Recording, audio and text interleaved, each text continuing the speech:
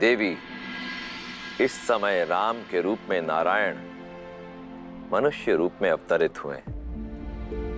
वो मनुष्य जिसे पीड़ा भी होगी, जिसे कठिनाइयों का सामना भी करना होगा, जिसके शत्रु भी बनेंगे और समय आने पर उन शत्रुओं से निपटने के लिए मित्रों की सहायता की आवश्यकता भी पड़ेगी।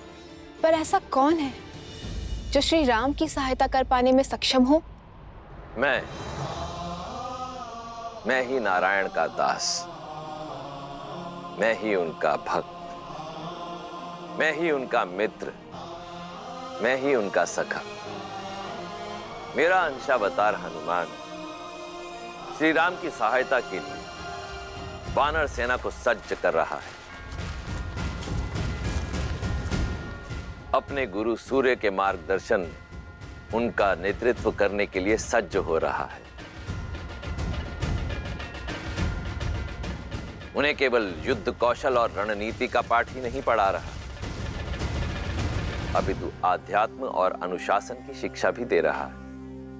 परंतु ये तो स्वयं हनुमान भी नहीं जानता कि किष्किंधा पर कितना गहरा संकट आने वाला है।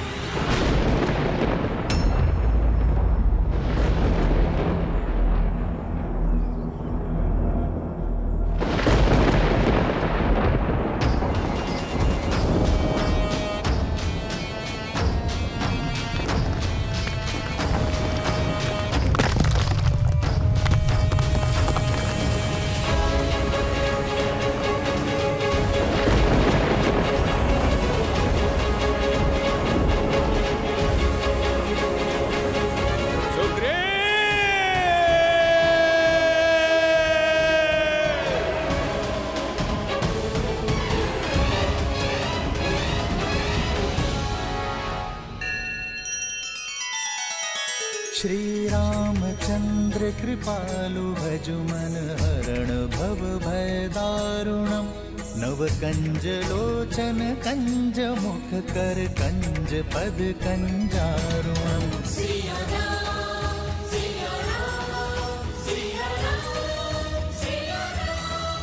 आदर्श और मर्यादा की है ये कथा महापावनम।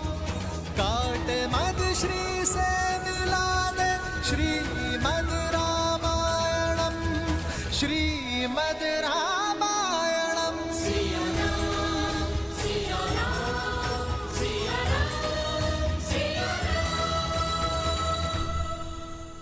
अनुपम, अब ये भोजन पदार्थ किष्किंधा के भंडारे में रख दो, ताकि आने वाली वसंत ऋतु पे किसी भी वानर को भूख का सामना ना करना पड़े। चलो दल, जल्दी चलो। अद्भुत हनुमान।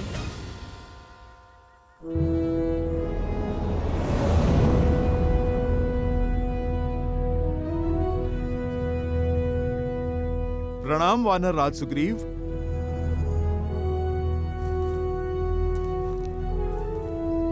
सेनापति हनुमान, अद्भुत है आपकी सूझबूझ और धन्य है हम कि हमें आपके जैसा सेनापति मिला। आपकी सूझबूझ के कारण हमें नया जीवन दान मिला। बीते वर्षों में जब जब भारी वर्षा हुई है, तब तब राज्य में अन्न का अकाल पड़ा है। किंतु अब ऐसा नहीं होगा।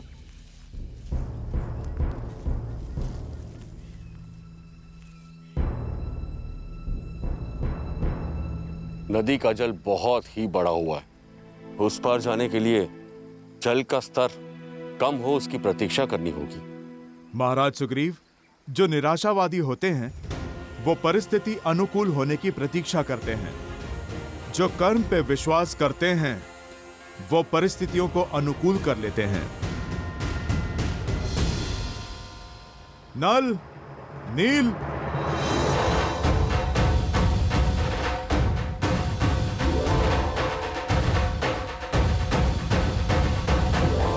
नल और नील, तुम में बुद्धि और बल दोनों हैं। मैंने देखा है तुम्हें वृक्ष की बेलों से वृक्षों के बीच सेतु बनाते हुए। तो चलो आज इस नदी पार हम सेतु बनाते हैं। जो आज्ञा सेनापति।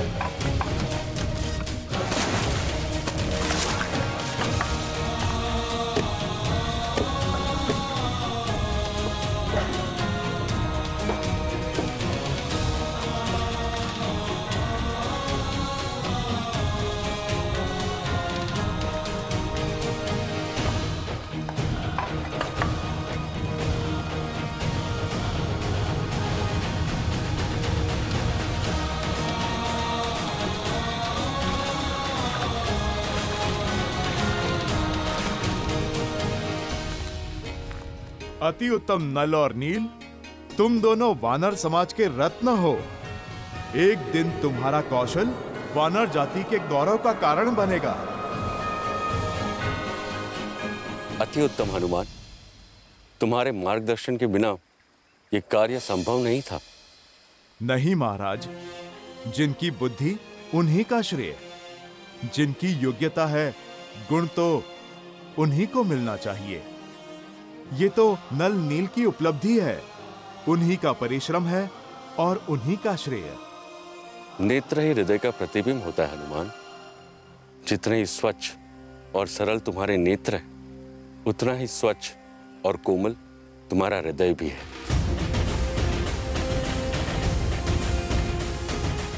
आपको सच में हमारा बनाया सेतु अच्छा लगा सेनापति? अवश्य, इसमें एक बड़ी अच्छाई भी है और एक कमी भी। जानते हैं कमी तो होगी, पहले प्रशंसा वाली बात बताइए ना। इससे अच्छा सेतु बनाना असंभव है। तो फिर बुराई क्या है? इसकी क्षमता। यदि कोई 100 गजों की शक्ति वाला वीर इस सेतु पे कूदे तो यह ध्वस्त हो जाएगा। तो फिर सेतु सुरक्षित है, क्योंकि इतने शक्तिशाली तो आप हैं, जिससे आपका बनवाया हुआ सेतु टूट जाए। अब शीघ्रता करो वीर, कुमार अंगद के अभिषेक की तैयारी भी तो करनी है। आप चिंता क्यों कर रहे हैं महाराज? जो तैयारियां हमने की हैं, आप चलकर तनिक उन्हें देख तो लें। मैं भूल क्यों जाता हूँ कि मेरे साथ हनुमान जी हैं। चलिए।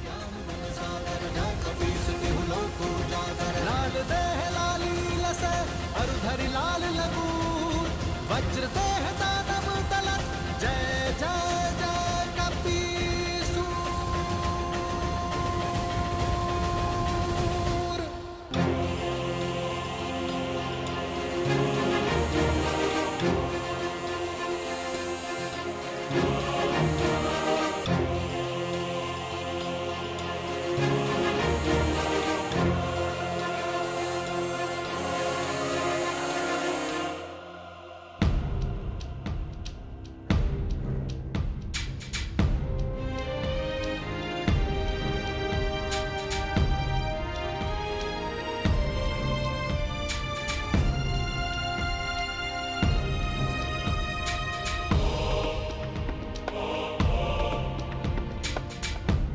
हनुमान, तुमने तो किष्किंधा को स्वर्ग जैसा सजा दिया। सब कुछ कितना सुंदर लग रहा है। स्वयं विश्वकर्मा भी इतनी सज्जा नहीं कर पाते।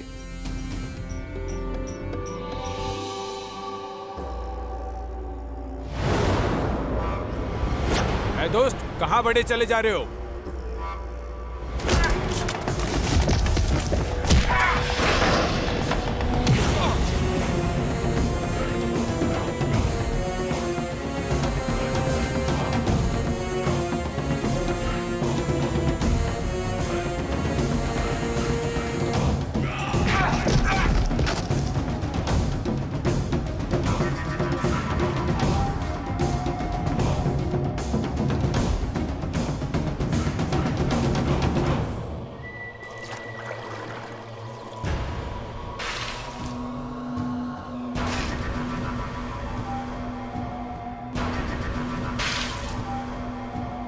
महाराज बाली, महाराज बाली।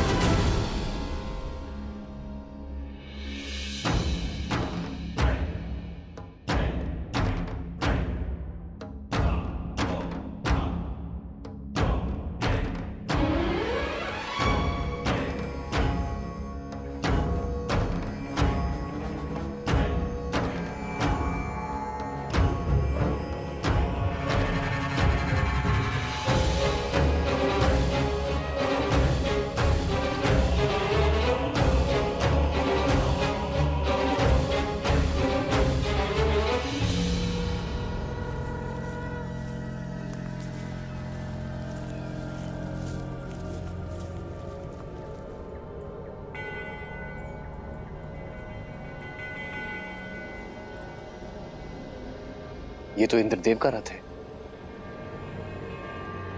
वो अवश्य ऋषि शरभंगा को लेने आए होंगे।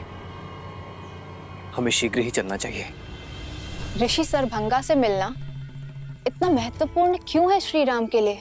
श्री राम के जीवन की एक अत्यंत महत्वपूर्ण कड़ी है ऋषि शरभंगा, जो वन में अपनी सांसों की डोर थामे श्री राम की प्रतीक्षा कर रहे हैं, ताकि उनसे भेंट होने पर उन्हें ऋषि अगस्त्य तक पहुंचाकर अपना कर्तव्य निभा सके।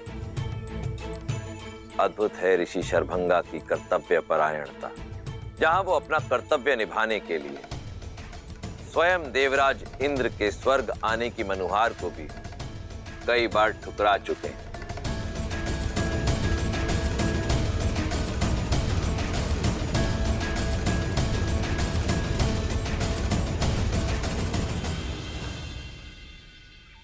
प्रणाम ऋषिवर।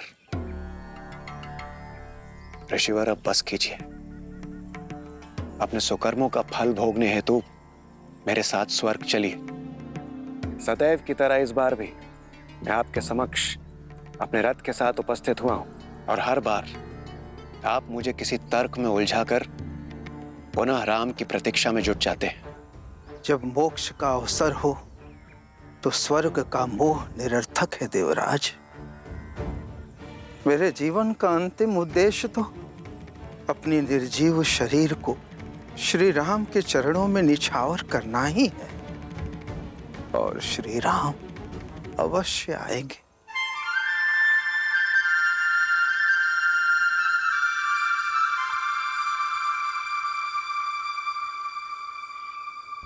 उचित है ऋषिवर, किंतु इस बार मैं रिक्त हाथों से नहीं जाऊंगा।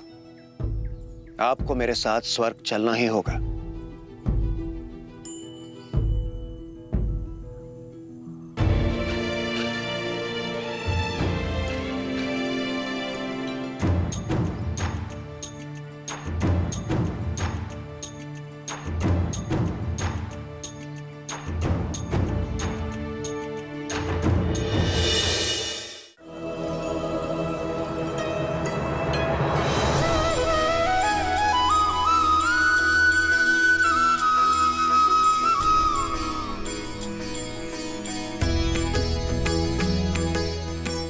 प्रणाम ऋषिवर।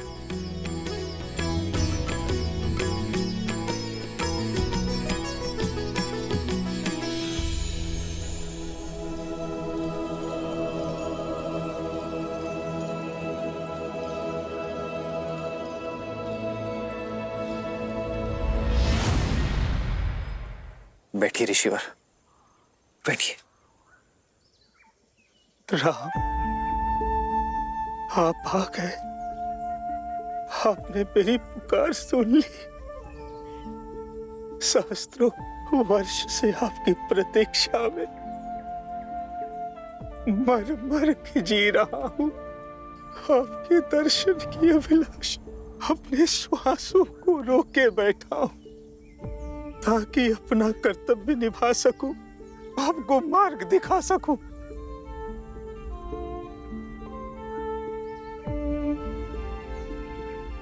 कर्तव्य के लिए आपका संघर्ष हमारे लिए प्रेरणा है ऋषिवर। आपका आशीर्वाद पाना हमारा सौभाग्य होगा। मृत्यु पाने से पहले आपके मार्गदर्शन का दायित्व मिला था, अब जिसे निभाकर शांति से मर सकता हूं। राम, अपने कर्तव्य, अपने उद्देश्य की पूर्ति के लिए आपको ऋषि अगस्त से मिलना होगा, किंतु उनसे मिलना इतना सरल नहीं। वो दंडकारण्य में किसी गुप्त स्थान पर रहते हैं, इस जग से, इस हिंसा से दूर। उनकी खोज के लिए सर्वप्रथम उस वृक्ष को खोजना होगा जिसका मुख मनुष्य जैसा है, वही उनका मार्ग बताएगा। ऋषि अगस्त्य वो दीप है जो रावण और उसके सेनापति घर के अंधकार को समाप्त करने का मार्ग प्रज्वलित कर सकते हैं। अब मुझे अपनी गोद में सर रखकर मोक्ष दीजिए प्रभु, मोक्ष दीजिए। बहुत थक चुका हूं।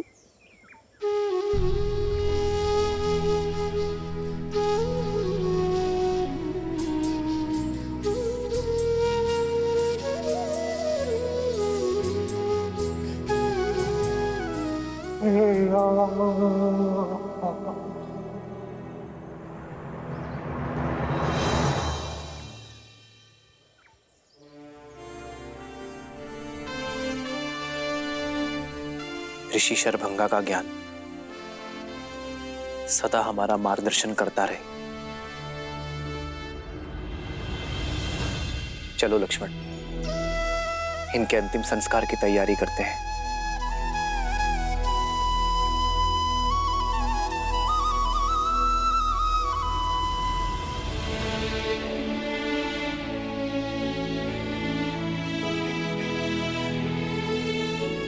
श्री राम, मेरा एक निवेदन स्वीकार करें। मेरे इस रथ को अपने साथ ले जाइए। इस मायावी वन में यह आपका सहायक बनेगा। प्रस्ताव के लिए धन्यवाद देवराज।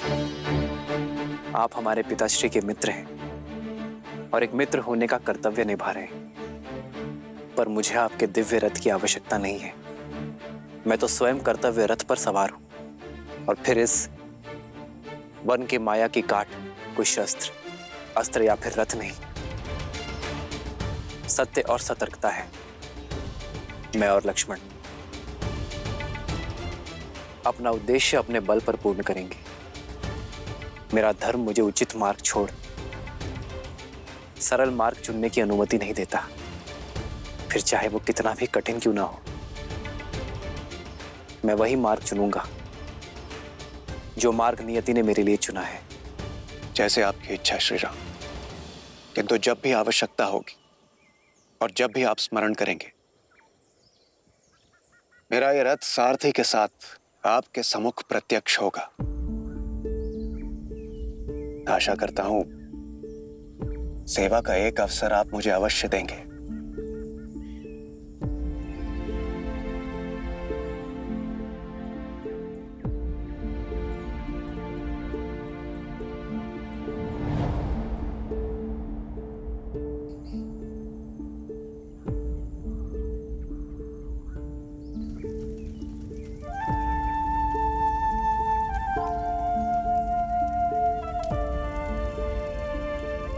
श्री राम, आपके जाने से पूर्व आपको कुछ दिखाना चाहता हूं।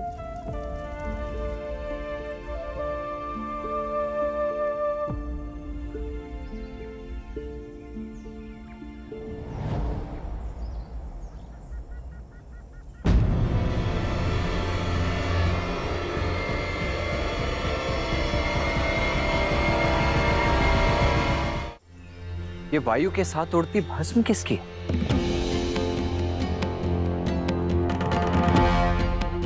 आइए आप स्वयं देख लीजिए।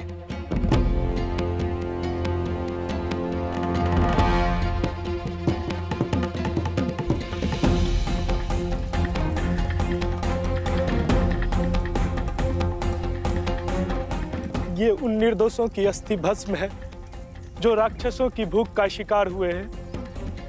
जब से पहले व्यक्ति को जलाया है तब से ये अग्नि बुझी ही नहीं है। सदा कोई न कोई नया पीड़ित इसमें भस्म हो जाता है, और अब तो ये भस्म का ढेर इतना विशाल हो गया है, ये कदाचित कभी बुझेगा ही नहीं।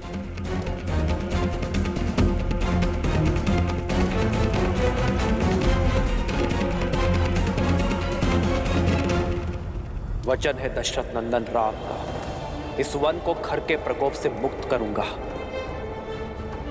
इस वन में बसने वाले हर एक राक्षस का संहार करूंगा। दंडकारण्य में धर्म और शांति स्थापित करूंगा।